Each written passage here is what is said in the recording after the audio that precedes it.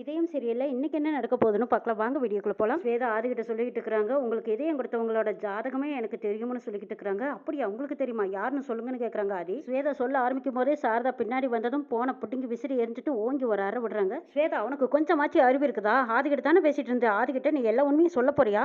சொல்ல போறியா இல்லையா? என்னோட பொறுமையை சோதிக்காத. உனக்கு என்ன பைத்தியமா பிடிச்சிருக்குங்கிறாங்க. ஆமாங்கிறாங்க ஸ்வேதா. பைத்தியம் தான் முடிச்சிருக்கு. எல்லாருமா சேர்ந்து என்னைய நம்ப வச்சு கழுத்து அறுத்துட்டீங்கல்ல. அந்த இடத்துக்கு அறிவும் பார்வதியும் ஓடி வராங்க. என்னக்கா என்னாச்சு? ஏன் இப்படி சத்தம் போட்டுக்கிறீங்கன்னு வந்து கேட்குறாங்க. ஸ்வேதா எல்லா உண்மையும் ஆதிக்கிட்ட சொல்றேங்கிறா. உண்மையே இல்லையான்னு கேளுங்கிறாங்க. ஆமா நான் உண்மையை சொல்லத்தான் போறேன். இது நடக்கிறதெல்லாம் என்னை பார்த்துட்டு இருக்கு சொல்றீங்களாங்கிறாங்க ஸ்வேதா.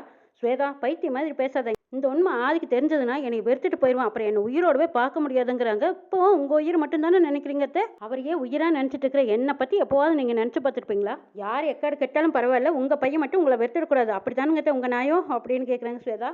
இந்த நேரத்தில் நியாய அநியாயத்தை பத்தி பேசுற நேரமா இதுங்கிறாங்க சாரதா. சின்ன வயசுலேருந்து அவர் ஏன் மாமா மாமான்னு உயிரா நினச்சிட்டு இருந்த என்னை பற்றி யாராவது யோசிச்சு பார்த்தீங்களா? உங்களுக்கு நான் மருமகளாக வரணும்னு ஆசைப்பட்டேனே தவிர வேறு ஏதாவது நான் ஆசைப்பட்டிருப்பேனா? நீங்களும் உங்கள் பையனும் என்னை முட்டாளாக்கியிருக்கீங்க. எவ்வளவோ ஒருத்திய பாரதின்னு கொண்டு வந்து உங்கள் மருமகளாக நிறுத்தியிருக்கீங்க. அவளை பார்க்குற ஒவ்வொரு நிமிஷமும் என் உடம்பெல்லாம் பத்திக்கிட்டு எரியுது. அப்படியே பார்க்கும்போது அவளை கொன்று போட்டுடலான்னு தோணுதுங்கிறாங்க. ஐயோ நான் சொல்கிறத கொஞ்சம் புரிஞ்சுக்க ஸ்வேதா. ஆதிக்கிட்ட இப்போ போய் உண்மையை சொல்கிறதுனால எந்த பிரயோஜனமும் இல்லை. ஆதிக்கு மட்டும் உண்மை தெரிஞ்சா நம்ம எல்லாத்தையும் விட்டுட்டு போயிடுவோம். அது உனக்கு புரியுதா இல்லையா? அத்தை நீங்கள் என்ன சொன்னாலும் சரி, இந்த விஷயத்த நம்ம மாமா கிட்ட சொல்லாமல் இருக்க போகிறது இல்லைங்கிறாங்க ஸ்வேதா. ஸ்வேதா உன்னோட காலில் வேணாலும் விழற. எனக்கு இருக்கிற ஆதாரமே ஆதி மட்டும்தான். அவன் என்னை வெறுத்து ஒட்டுட்டு போயிட்டான்னா அப்புறம் எனக்கு சாவரை தவிர வேறு வழியே இல்லைமா. எனக்கு இந்த கல்யாணத்தில் இஷ்டம் இல்லை. இந்த கல்யாணம் நடக்கக்கூடாது. நடக்கவும் விட மாட்டேங்கிறாங்க ஸ்வேதா. ஸ்வேதா உனக்கு நான் எப்படி சொல்லி புரிய வைப்பேன்? இந்த கல்யாணத்தில் யாருக்குமே இஷ்டம் இல்லை. இப்போ என்னதான் வேணும் சொல்லு ஸ்வேதான்னு கேட்குறாங்க சாரதா. எனக்கு மாமா வேணும். மாமாவுக்கு எனக்கும் தான் கல்யாணம் நடக்கணும். பாரதி இந்த வீட்டுக்குள்ளே கால் எடுத்து வைக்கக்கூடாது. மாமாவுக்கு எனக்கும் கல்யாணம் பண்ணி வைக்கிறேன்னு நீங்கள் எனக்கு சத்தியம் பண்ணி கொடுங்கங்கிறாங்க. சாரதாவும் சத்தியம் பண்ணி கொடுக்குறாங்க. சாரதாவும் ஸ்வேதாவுக்கு சத்தியம் பண்ணி கொடுக்குறாங்க. ஆதிக்கு பொண்டாட்டியா பாரதி இந்த வீட்டுக்குள்ளே வரவே மாட்டா. நான் உனக்கு சத்தியம் பண்ணி கொடுக்குறேன்னு சத்தியம் பண்ணி கொடுத்துட்டாங்க. பாரதி வாசுவோட ஃபோட்டோவை பார்த்துக்கிட்டு பழைய ஞாபகங்கள் எல்லாம் நினச்சி பார்த்து பேசிட்டு இருக்காங்க. கூட வாழ்ந்த வாழ்க்கையிலே எனக்கு ஒரு புது உலகத்தை காட்டினேன் வாசு. என்ன செய்யறது? விதி நம்ம ரெண்டு பேர்த்தையும் பிரிச்சிருச்சு. ஆனாலும் நீ எங்கேயாவது இருந்தாலும் நீ என்னை பார்த்துக்கிட்டு தான் இருப்ப. உன்னோட ஆசீர்வாதம் எங்களுக்கு எப்பவுமே வேணும். நானும் தமிழும் நல்லா இருக்கணும்னு நீ தான் ஒரு துணையை கொண்டு வந்து சேர்த்திருக்க. நீ எப்பவுமே எனக்கு தெய்வமா இருந்தா அதை பார்த்துட்டு தான் இருக்கேன்னு நானும் நம்புற வாசு. நீ தான் இந்த கல்யாணத்தை நல்லபடியாக நடத்தி கொடுக்கணும். நீ சாகும்போது கூட நீ கல்யாணம் பண்ணிக்கிட்டு சந்தோஷமா இருக்கணும்னு என்கிட்ட சத்தியம் வாங்கிட்டியல் வாசுன்னு நினைச்சு பார்க்குறாங்க பாரதி. சரவணன் சிஸ்டர் வாங்க வாங்க சீக்கிரம் நேரம் ஆயிடுச்சு அப்படின்னு வந்து கூட்டிட்டு போறாங்க. அப்பங்க போட்டோவை சரவணன் தான் எடுத்து பேக்லயும் வைக்கிறாங்க. போட்டோவை பார்க்காம வந்துட்டாங்க. ஆதி தனியாக உட்காந்து யோசிச்சுட்டு இருக்கிறாங்க. அந்த இடத்துக்கு சாரதா, அறிவு, பத்மா எல்லாரும் வராங்க. ஆதி உன் மனசுக்கு பிடிச்ச மாதிரி எப்படியோ உன் கல்யாணம் நடக்குதுங்கிறாங்க. ஆமா சும்மாவா, பாரதியவே கல்யாணம் பண்ணணும்னு நினைச்சான், அதே மாதிரி நடக்குதுங்கிறாங்க. ஆதி பொறுப்பில்லாமாங்கிறாங்க. அம்மா நீங்க போங்க நான் வரேன்னு சொல்றாங்க. அதே சரி வாங்க நம்ம எல்லாரும் போலாம். ஆதி வரட்டுன்ட்டு போறாங்க. பாரதி ஆதிக்கு ஃபோன் பண்ணி உங்களை பார்க்கணும் போல இருக்குங்கிறாங்க. ஆமா பாரதி எனக்கும் அப்படித்தான் இருக்கு. உங்களை முத எப்போ பார்த்தனோ அப்போ என் மனசு எப்படி படபடன்னு அடிச்சிட்டுதோ அதே மாதிரி இப்போ என் மனசு படபடன்னு இருக்குங்கிறாங்க. ஆதி உங்களுக்கு என்னாச்சுன்னு கேட்குறாங்க பாரதி. எனக்கு சொல்ல தெரியல பாரதி, எனக்கு கொஞ்சம் வித்தியாசமா இருக்குங்கிறாங்க. ஆதி எனக்கு எப்பவுமே இந்த மாதிரி படபடன்னு விருத்ததே இல்லை. ஆனால் இப்போ பாரு எனக்கு ஒரே வேர்க்குது அப்படிங்கிறாங்க. என்ன சின்ன பிள்ளை மாதிரி பேசுறீங்களா ஆதி? அதெல்லாம் ஒன்றும் இல்லை, நீங்கள் சீக்கிரமாக கிளம்பி வாங்க, நான் இனிமேல் உங்களை பார்த்துக்கிறேன் ஆதி அப்படின்னு சொல்லிட்டு போன வைக்கிறாங்க பாரதி.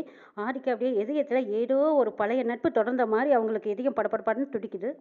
ஆதி குடும்பத்தில் எல்லாருமே மண்டபத்துக்கு வந்துட்டாங்க. பொண்ணு வீட்டுக்காரரை எதிர்பார்த்துட்டு இருக்கிறாங்க. எனக்கு ஒரு விஷயமே புரியல. பொண்ணு வீட்டுக்காரர் தான் முன்னாடி நின்று வரவேற்புக்கு நிற்பாங்க. இங்கே என்னடானா தலைகளை நடக்குதுங்கிறாங்க பார்வதி. நாம தான் இங்கே பொண்ணு வீட்டுக்காரரை தாங்குன்னு தாங்க வேண்டியதாக இருக்குங்கிறாங்க. அதனால என்னத்தை நம்ம மட்டும் வித்தியாசமாக பண்ணிட்டா போதுங்கிறாங்க ஆதி. அதுவும் தவிர எனக்கு இந்த கல்யாணம் ஸ்பெஷல் தானே அத்தை அப்படின்னு சொல்லி வாய்மூடல அந்த பக்கமாக கார் வந்து நிற்கிது. காருக்குள்ள இருந்து தேவதை மாதிரி அப்படி பாரதி இறங்கி நடந்து வந்துட்டு இருக்காங்க. பட்டாசு, வான வேடிக்கை, புஷ்வானான்னு வச்சு கொளுத்தி அப்படியே ஜாம்னு ஜெகஜோதியா பாரதியை வரவேற்கிறாங்க. இந்த வரவேற்பெல்லாம் மாப்பிள்ளை வீட்டுக்கு தானே கிடைக்கணும்னு சொல்லிட்டு இருக்காங்க ஏகாம்பரம். இந்த பக்கமாக சரவணன் எப்படிடா வரவேற்பெல்லாம் சூப்பராக இருக்குல்ல, பக்காவாக இருக்கா அப்படின்னு கேட்டுட்டு இருக்கிறாங்க. ஆமாண்டா வந்துட்டான்டா உயிர் நண்பன், இவன் வந்ததுலேருந்து எல்லாம் தலைகளாக நடக்குதுங்கிறாங்க அறிவு. நமக்குன்னு எங்கிருந்து தான் வந்து சேர்றானுங்களோங்கிறாங்க. ஆமாம் இவனை நானும் கவனிச்சுட்டு தான்ப்பா இருக்கேன். சரி பார்க்கலாம், இவங்கிட்ட கொஞ்சம் நம்ம ஜாக்கிரதையாக தான் இருக்கணுங்கிறாங்க ஸ்வேதா. யாரடா இவனு கேட்குற மாதிரி இருக்குங்கிறாங்க ஏகாம்பரம்.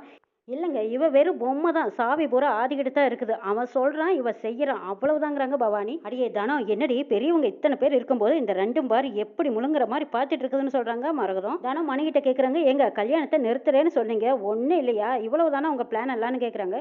தானம் எடுத்தோம் கவுத்தோன்னு எதையும் பண்ணிட முடியாது, என்ன நடக்குதுன்னு மட்டும் பாருங்கங்கிறாங்க. ஆமாம் ஆளுக்கு கல்யாணத்தை நிறுத்தறதுக்கு தான் பார்க்குறோம், ஒன்றும் நடந்த மாதிரி தெரியல பார்ப்போம் அப்படிங்கிறாங்க தானம். தம்பி எதுக்கு இந்த விமர்சனையான ஏற்பாடெல்லாம் அப்படின்னு ரத்னம் கேட்குறாங்க. ஆமாம் முறைப்படி பொண்ணு வீட்டுக்காரர் தான் செய்யணும், என்ன பண்ணுறது உங்களால் செய்ய முடியாதுன்னு தான் மாப்பிள்ளை செஞ்சுருக்கான்னு நினைக்கிறேங்கிறாங்க அறிவு. ஆமாம் இதில் என்ன இருக்குது, எல்லா வீட்லையும் நடக்கிறதாங்கிறாங்க. அட இது என்ன பெரிய விஷயமா பேசிக்கிட்டு, இதெல்லாம் எல்லா கல்யாணத்துலையும் சர்வசாதாரணமாக நடக்கிறதான்னு சொல்கிறாங்க சரவணன்.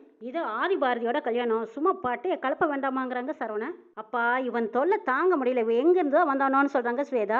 ஆமாம், உன் மாமன் தான் வரவழைச்சிருக்கான், இந்த கல்யாணத்தை பார்க்கறக்குனே வர சொல்லியிருக்கான். வந்ததுலேருந்து இவன் போடுற ஆட்டத்தை சகிச்சுக்க முடியலன்னு சொல்லிட்டு இருக்கும்போது சரவணன் காதில் விழுந்துருது.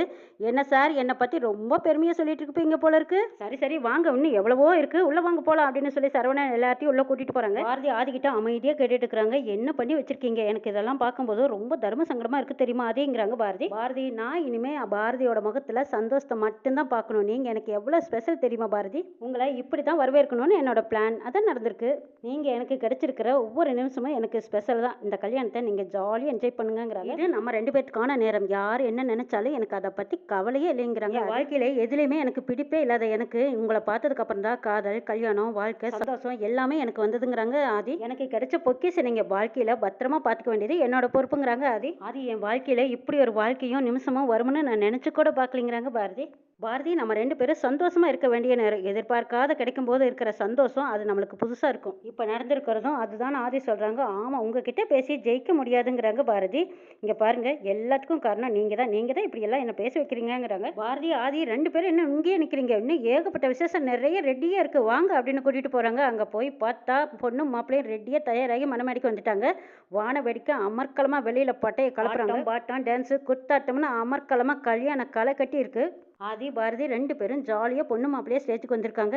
ஆதிக்கும் பாரதிக்கும் தான் கல்யாணம் நடக்க போகுதுன்னு எல்லாரும் ஆவலோட எதிர்பார்த்துட்டு இருக்கிற நேரத்தில் ஆதியோட குடும்பத்தினர் அத்தனை பேருமா சேர்ந்து துரைய மாப்பிள்ளையா கொண்டு வந்து உட்கார வச்சிருக்கிறது பெரிய ஆச்சரியத்திலும் ஆச்சரியமா இருக்கு. இதைத்தான் சரவணன் எப்படியோ கண்டுபிடிச்சிடுறாரு. வாசு எங்கேயோ ஒரு மூலையில இருந்துக்கிட்டு ஆதிக்கும் பாரதிக்கும் நல்லாசி வழங்கி அவங்க 2 பேத்துக்கும் கல்யாணம் பண்ணி வைப்பாங்க அப்படிங்கிறதையும் நம்ம ஒரு எபிசோட்ல பார்க்கலாம்.